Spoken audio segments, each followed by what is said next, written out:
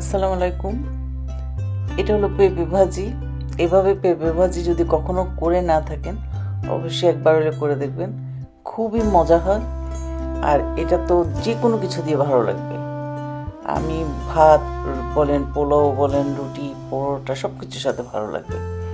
তা একটা পেঁপে নিয়ে আসছিলাম, আমি পেঁপেটাকে কেটে এই যে আমি ধুয়ে পানিটা ঝরিয়ে নিছি। এই পেঁপেটাকে আজকে আমি ভাজি করব।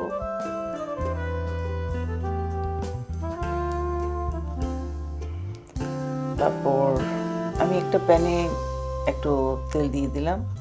তারপর এখন পেঁপেগুলোকে আমি তেলের মধ্যে ডাইরেক্ট দিয়ে দেব।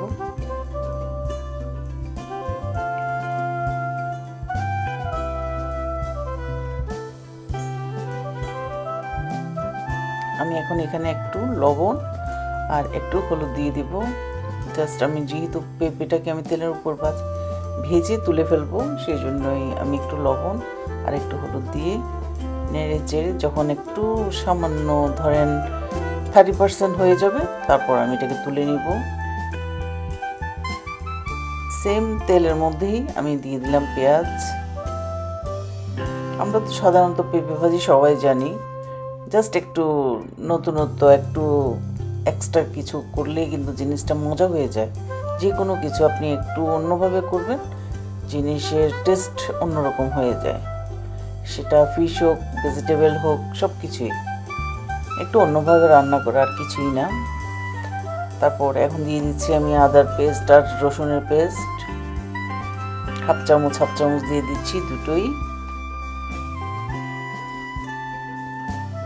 তারপর দিয়ে দিচ্ছি হলুদের গুঁড়া, তাও হাফ চামচ, মরিচের গুঁড়া, তাও হাফ চামচ। তারপর ধনিয়া জিরা দিয়ে দিচ্ছি হাফ চামচ করে, কারণ আমার ভাজিটা খুব একটু বেশি না, অল্প।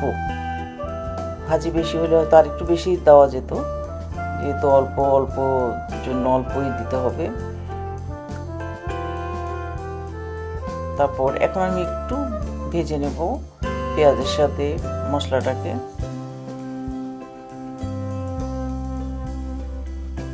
এক দু মিনিট ভাজার পর এরপর এখন আমি দিয়ে দেব এখানে একটু সামান্য পানি দিয়ে আমি একটু কষায় নেব, যেন কাঁচা গন্ধটা চলে যায়।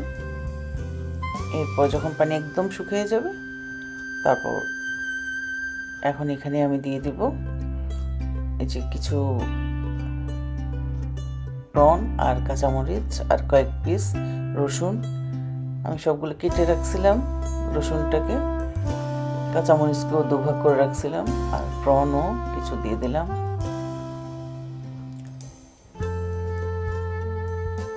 একটু সামান্য ভেজে তারপর আমি এখন দিয়ে দিব পেঁপেগুলো।